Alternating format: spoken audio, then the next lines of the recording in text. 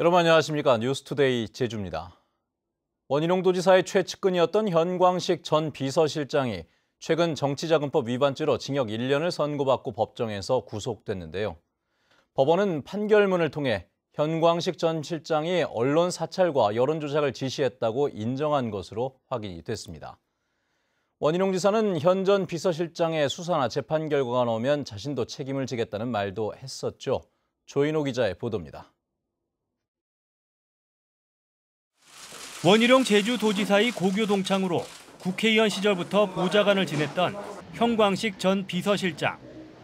법원은 현광식 전 실장의 1심 판결문에서 공무원 인사 발령을 위한 명단 작성과 재민일보와 관련된 비리조사, 원희룡 지사에 대한 우호적인 여론이 형성되도록 인터넷 댓글을 게시하도록 민간인 조창윤 씨에게 지시했다고 판단했습니다.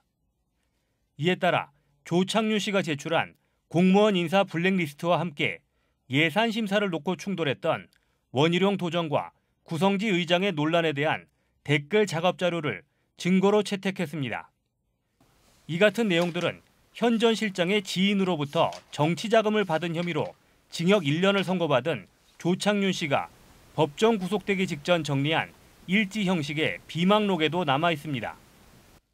조 씨는 현 전 실장이 지난 2015년 언론사 댓글 작업과 공직, 공기업을 체크해서 보고하라고 지시했고 재민일보 간부들의 비리 사안을 취합해 청와대와 검찰, 감사원 등에 투서해 수사가 들어갈 수 있도록 지시했다고 기록했습니다. 자신이 원희룡 도정의 부역자였다고 폭로한 조창윤 씨는 원희룡 지사에게도 이 같은 사실을 알렸다고 주장했습니다. 원희룡 지사가 저한테 메시지를 보내왔대요. 내용이 이거예요. 정 그러시면 문자나 이메일로 주십시오 하면서 뭘 찍어 보냈냐. 자기 개인 메일을 찍어 보냈어요. 선입관 없이 보겠습니다 하고 그거 했길래 내가 이제 장문에 보냈습니다. 원희룡 지사는 지난해 지방선거 당시 현광식 전 비서실장의 수사나 재판 결과가 나오면 자신도 책임을 지겠다고 말했습니다. 그게 법적이 되든 정치적이 되든 도의적이 되든 책임을 다 져야 된다고 생각을 하고요. 그걸 회피하거나 그걸 가릴 수 없다고 생각을 합니다. 그리고 그에 따른 관리 책임, 도의적인 책임을 져야 될 일이 있으면 모든 책임을 진다라는 입장으로 임하고 있고요. 하지만 원희룡 지사는 자신의 최측근이 언론 사찰과 여론 조작을 지시했다는 판결이 나온 지 일주일이 지났는데도 아직까지 아무런 입장을 밝히지 않고 있습니다. MBC 뉴스 조인호입니다.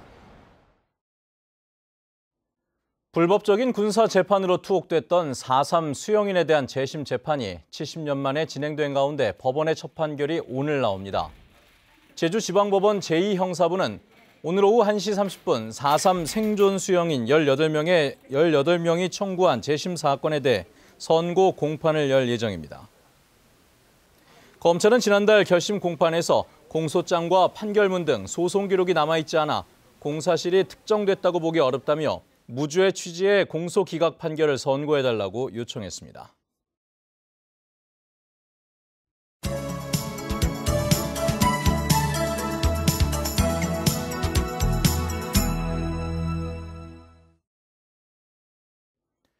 네, 오늘 이 시각에도 도청 앞 천막에는 제2공항 건설에 반대하며 한 달째 목숨 건 단식 농성을 하고 있는 성산 주민이 있습니다. 지금 이 시각에도 시간은 계속 흐르고 있죠. 선거 때는 뭐든지 다 해결할 것 같은 제주의 정치권은 길어지는 시간 속에 아무런 해법을 내놓지 못하고 있습니다.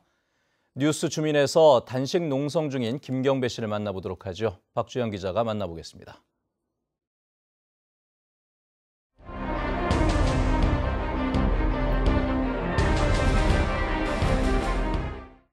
이곳 제주도청 앞에는 제2공항 건설을 반대하는 천막과 텐트 10여 개가 설치돼 있습니다. 김경배 씨가 단식 농성에 들어가면서 설치한 천막이 행정대집행으로 철거한 후에 연대단체들의 천막이 잇따라 설치되면서 천막 수가 이전보다 늘었습니다. 제2공항을 둘러싼 갈등이 점점 고조되고 있는 가운데 목숨을 건 단식 농성으로 제2공항 반대 운동의 중심에 있는 김경배 씨를 만나 자세한 얘기 나눠보도록 하겠습니다. 한겨울 차디찬 길바닥의 천막에서 한 달째 단식 중인 김경배 씨가 가장 걱정하는 것은 자신의 건강이 아니라 의욕 해소 없이 추진되는 제2공항 건설입니다. 네, 사실은 많이 힘이 듭니다. 이제 몸에 힘이 빠지는 걸 많이 느끼고요. 그다음 좀 걷는 것도 많이 힘이 들지만 아직은 뭐 가시적인 성과가 나온 게 없기 때문에 더 견디면서 성과가 나올 때까지 계속 이어나갈 생각입니다. 갈등 해소 없이 진행되는 국책 사업은 더 큰 갈등을 초래하기 때문에 절차적 타당성 확보가 전제 조건이라고 강조합니다. 고향을 떠나더라도 납득할 만한 합당한 근거가 있는 다음에 이제 국책 사업이라 해도 밀어붙여져야 됩니다. 그렇지 않고서는 이 갈등은 끝없이 계속될 거고요. 우리 지역을 떠나지 않는 주민들이 생기게 되면 이 공항 건설도 큰 차질을 빚기 때문에 제2공항이 건설될 경우 과잉 관광으로 인해 제주도가 재앙을 맞을 것이라고 우려했습니다. 저희도 전 지역이 거의 난개발이 가중화되면서 제주도민 모두가 이제 피해자가 되고 맙니다. 성산 제2공항으로 들어온 관광객이 2천만 명 가까운 관광객이 성산에만 머물지 않고 제주도 전 지역에 상하수 문제, 난개발 문제를 다 유발시키게 됩니다. 정부가 제2공항 기본계획 용역을 중단하고 검토위원회 운영기간을 연장하며 도민 여론 수렴 등이 이루어지면 단식을 멈출 수도 있다고 밝혔습니다. 이제 기본계획이 부당하게 이제 국토부 스스로 그렇게 일방적으로 이제 진행했으니까 그걸 중단 선언을 해야 되고요. 이제 도민을 지켜야 되는 도지사의 이제 본분에 충실하셔서 이제 지금쯤이라서라도 이제 도민 의견 수렴 과정을 반드시 거쳐야 됩니다. 도민 수건 사업이었던 제2공항이 최대 갈등 사인이 돼버린 상황에서 문재인 정부도 원희룡 지사도 지역 정치권도 아무런 해법을 내놓지 못하면서 생명을 담보로 한 단식 사태가 최악의 상황으로 치닫고 있습니다. MBC 뉴스 박주연입니다. 제주 지역의 등록 자동차 대수가 55만 대를 넘었습니다. 국토교통부에 따르면 지난해 말 기준 제주 지역 자동차 등록 대수는 55만 3천 대로 1년 전보다 5만 3천 대가 늘었습니다. 차종별로는 승용차가 45만 대로 가장 많고 화물차 8만 대, 승합차 2만 대 순입니다. 한편 제주의 전기 자동차 수는 11,000대로 전국의 28%가량을 차지하고 있습니다. 네, 이번엔 미리 보는 핫 이슈 순서입니다. 올해부터 교통법규 위반 단속이 대폭 강화되는데요. 갈수록 심각해지는 교통 문제를 해결하기 위한 의도도 있습니다. 사실 당연한 이야기지만 나와 우리 가족을 위해서라도 교통법규를 잘 지키는 것이 중요하겠죠. 김항섭 기자입니다. 제주공항 화물청사에서 해안가로 이어지는 도로입니다. 차량 과속이 일상화되자 제주에서는 처음으로 도심 구간 단속 지점으로 선정됐습니다. 990m 구간에서 평균 시속 50km 이상으로 달리면 단속됩니다.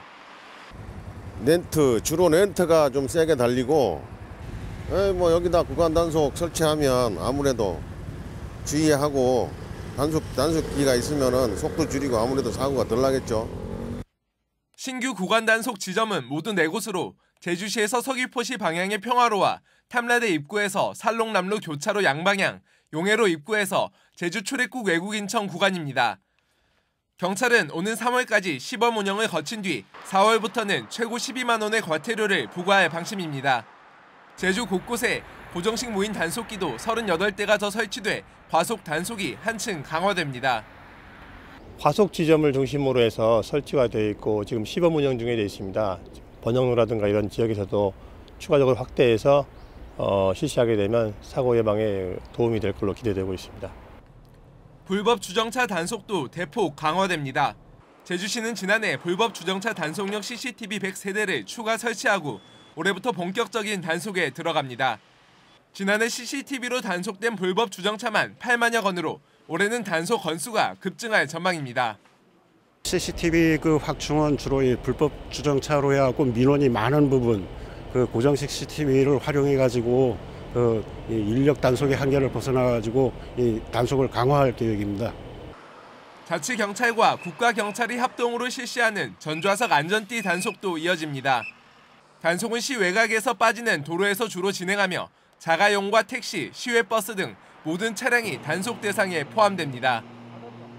저희는 도민의 생명과 안전을 위해서 전자석 안전띠 미착용에 대한 단속 이외에도 도로교통법 위반 사항인 신호 위반, 중앙선 침범 위반, 유턴 위반 등 도로교통법 사항에 대해서 집중적으로 단속할 계획입니다.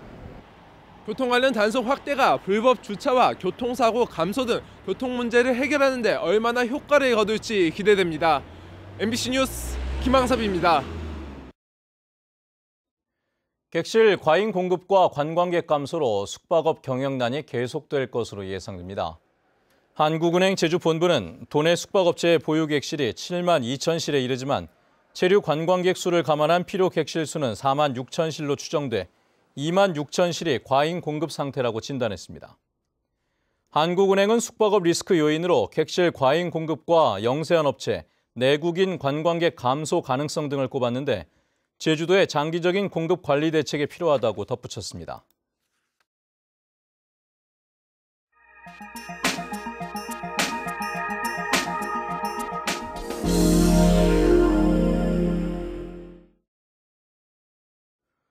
운전 졸업이란 말이 있습니다. 말 그대로 운전 면허증을 경찰에 반납하고 운전을 졸업하게 되는 것을 말하는데요. 최근 들어 면허를 반납하는 65세 이상 운전자가 늘고 있다고 합니다. 춘천 MBC 김상훈 기자입니다.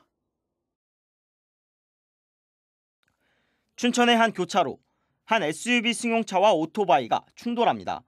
이 사고로 40대 집배원이 다쳐 병원으로 옮겨졌지만 결국 숨졌습니다. 또 강릉에서는 주차를 하던 승용차 운전자가 운전 부주의로 벽을 들이받고 숨졌습니다. 모두 65살 이상 노인 운전자와 관련된 사망 교통사고입니다. 지난 2014년부터 2017년까지 도내 교통사고는 점차 줄었지만 반대로 노인 사고 비율은 늘었습니다. 상황이 심각해지자 정부도 대책을 내놨습니다. 올해부터 75살 이상 고령 운전자의 면허 갱신과 적성검사 주기를 5년에서 3년으로 줄인 겁니다. 이렇게 절차가 복잡해지자 아예 면허증을 자진 반납하고 운전대를 잡지 않는 노인이 늘어나고 있습니다.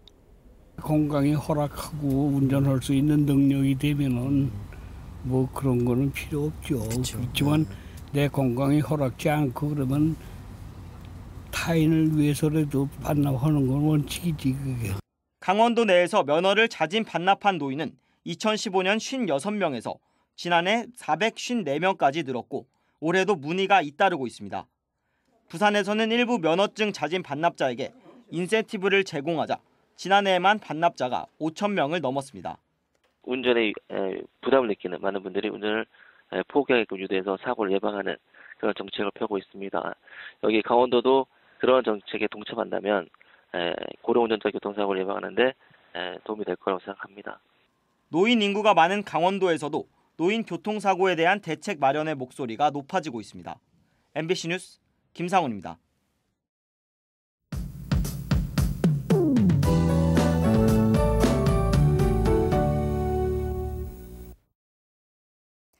오늘 낮에 산간도로를 이용하시는 분들은 빙판길을 조심하셔야 합니다.